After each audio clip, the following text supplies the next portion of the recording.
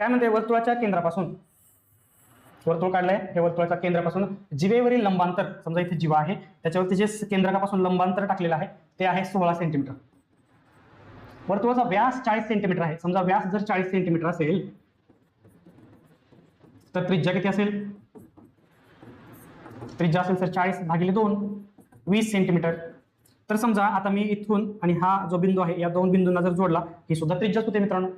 मग काय करू आपण, ए नाव देऊ, याला बी नाव देऊ, याला सी नाव देऊ, म्हणजे एसी काय झाली, त्रिज्या म्हणजे 20 सेंटीमीटर झाली.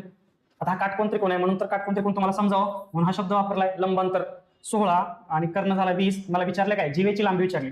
जीवेची लांबी विचारली म्हणजे जेव्हा लंबांतर टाकतो, ही जीवा आहे, कॉर्ड म्हणतो आपण याला, सी आणि इथे डी नाव देऊ, तेव्हा त्याचे दोन समान भाग होतात. म्हणजे हे बीसी आणि बीडी हे समान झाले. मग मला बीसी काढायचं. बीसी काढायचं म्हणजे मला पायथागोरस थेरम वापरा. पायथागोरस थेरम कुठं वापरायचा, एसीबी मध्ये, म्हणजे कर्ण वर्ग बरोबर पायाचा वर्ग अधिक उंचीचा वर्ग. कर्ण वर्ग किती आहे, 20चा वर्ग. पाया किती आहे, जो की मला काढायचा आहे, बीसीचा वर्ग, अधिक उंची किती आहे, 16चा वर्ग. मग बीसी बरोबर काय झालं, वर्गमुळात हे 20चा वर्ग 400 वजा 16चा वर्ग 256 वर्गमध्ये 144. 144 कशाचा वर्ग आहे मित्रांनो, 12चा वर्ग आणि उत्तराला 12.